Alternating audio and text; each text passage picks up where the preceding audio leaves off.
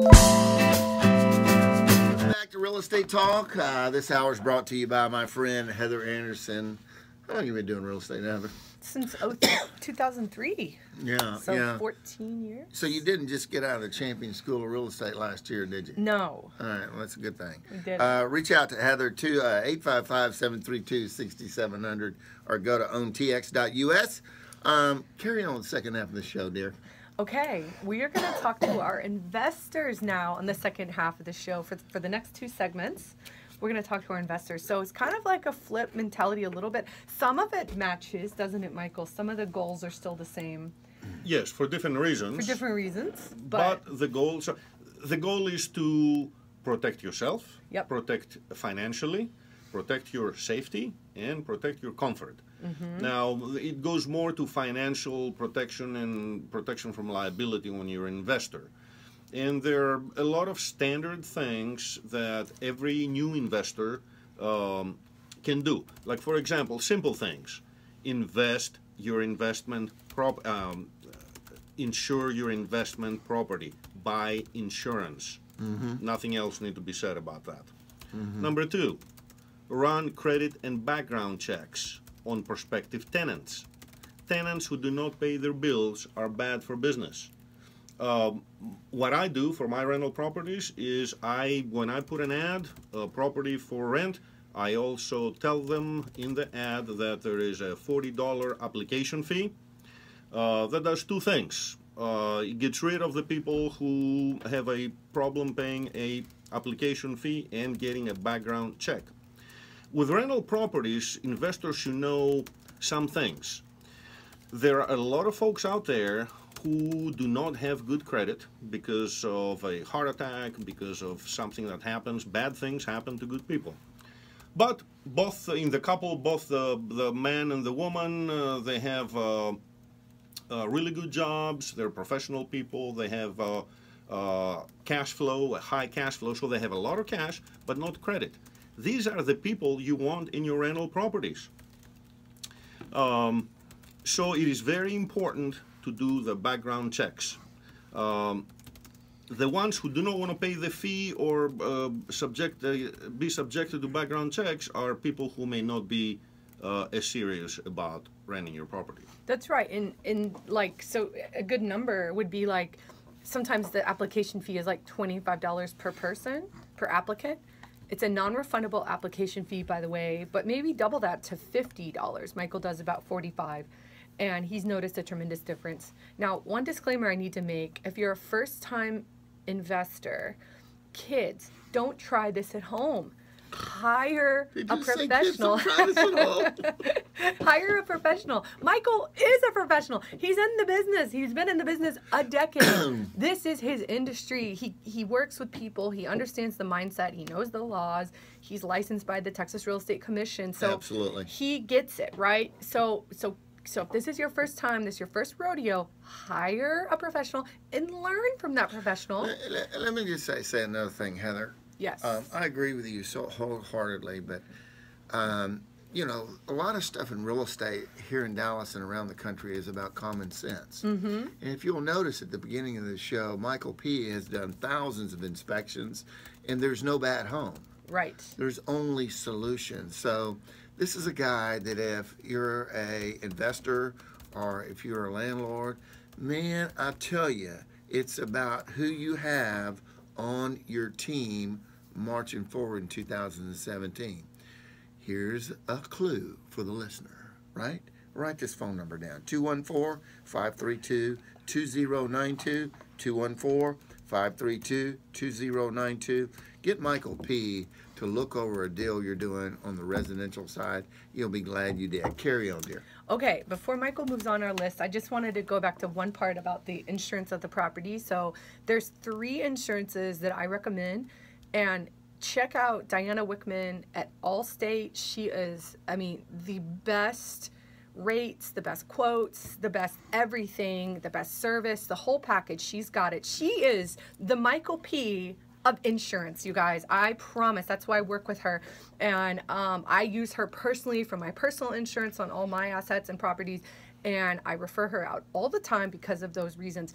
But anyway, there's three insurances you need to consider. The first one is, of course, property insurance. So that protects your property in the, I think there's 7 perils that it covers: water damage, fire, hail. And then you want to try to get a 1% deductible. Now, always get a quote on the 1 or the 2% deductibles, but always try to go with the 1% deductible. The second one you want to consider is getting a general liability policy. So if you have a LLC that houses your property warranty deed in the name of the LLC, you want to consider general liability. And then you want to consider an umbrella policy. An umbrella policy actually bridges your general liability policy, which is always a business policy, with your personal assets. And I definitely recommend all 3 of those. So contact Diana Wickman with Allstate, and she can help you. I can also get you her phone number because I don't have it handy on me. Okay, Michael, take us away. What's next for our awesome investors to learn? Basic, but extremely important. Have a very thorough, comprehensive rental agreement that spells out the relationship and what do you expect from your tenants. That's going to avoid a lot of bad feelings and spells everything out in black and white for both parties to understand the relationship that they entered. The one item that I advise the tenants to do, I also advise the landlords to do, which is conduct pre and after move in and move out walkthroughs with the tenant, because that will protect you, the investor, from incurring liabilities which you shouldn't have to. Those are called, the abbreviation for that is called the MIC and the MOC, the move-in condition and the move-out condition. And same thing, before the tenant moves in, when the property's ready to go, landlords, that's when you want to document the asset, okay? Because the condition form, the inventory and condition form, is typically due like 7 days after the tenant moves in. So if you wait 7 days, 7 days of stuff could happen to the property. That's okay. But for your real comprehensive like protection on this, you want to get what the property actually looks like before the tenant moves in, okay? And then the same thing, you want to have a bunch of pictures.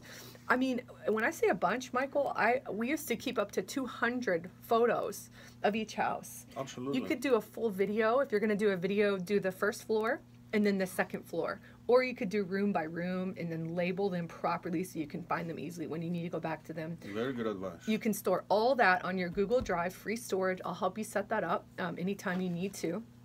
And it's just very important. And I also want to back up real quick to the rental agreement, okay? Michael, do you know that sometimes I have people tell me when, like for example, when we're working with a buyer and we're coaching them on how to give their notice to their landlord and what that transition period looks like, they say, I'm like, hey, let me get your lease and we'll read your lease and make sure that it's, we give you the correct advice. Well, I get the lease and I'm like, where is this? Where did they get this lease? And it looks like they just grabbed something online, chopped it up, put it in a Word document, and then that's the lease between the landlord and the tenant. But, the lease is so important, like what Michael's saying, because it has so many details in it. This is a long-term relationship between a landlord and a tenant. And to give you an understanding, the Texas Association of Realtors, like the lease that they've created, which is a very common lease that a lot of professional realtors use, that lease is 15 pages, okay? The contract to buy and sell real estate is 9 pages. Yeah. Doesn't that say something? Why is a lease that's such a smaller amount financially so much more in depth than a purchase contract to actually buy hundreds of thousands of dollars of real estate? It applies to a longer term relationship. You hit it on the head. And so that's why it's so important to Buy and sell is, here's the money, sign here, bam, you own the property. That's right. That's right. A lease is so comprehensive. It's so important. I just can't tell you. And so many times it's like, it's one of those things where you don't need it until you need it, So just get it done right the first time and in the beginning. Right, Michael? Absolutely. Let's not clean it up. Let's fix it from the beginning. One more thing to work this, let's fix it from the beginning. Okay. Another piece of advice, very important for investors, is conduct inspections of your property. And that's where Michael comes in. That should be, well, actually, not this kind of inspections, the inspection of the landlord. Put it in your contract that Ah. Every now and then, you may conduct an inspection at the house unannounced. Now, you want to be considerate of your tenants. You need to give them notice whenever it's applicable, and of course, abide by the terms in your lease. But what is the benefit of a owner walking to the house where he has a tenant? Number one, you're going to notice things that a tenant may not notice. Something starts to fail. An appliance sounds, when the dishwasher is running, it sounds weird.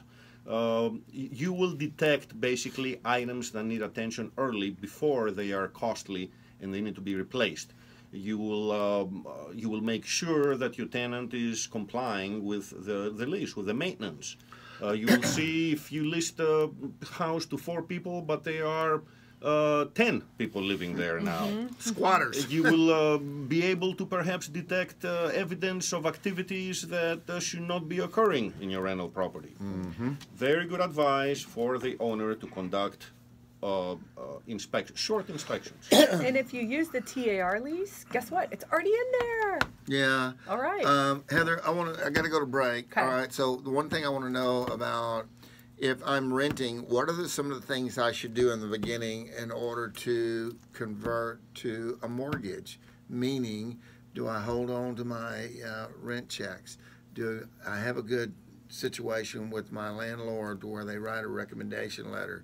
Is there something can we just touch on that a little bit? Sure. Because I found so many people that are renting, they don't keep track of copies of their checks and proof that they made.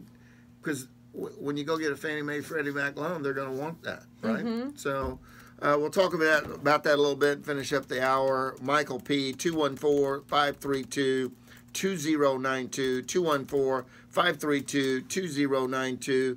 Real Estate Concierge, 855-732-6700. You can go to owntx.us. We'll be back in a Willie Scotia.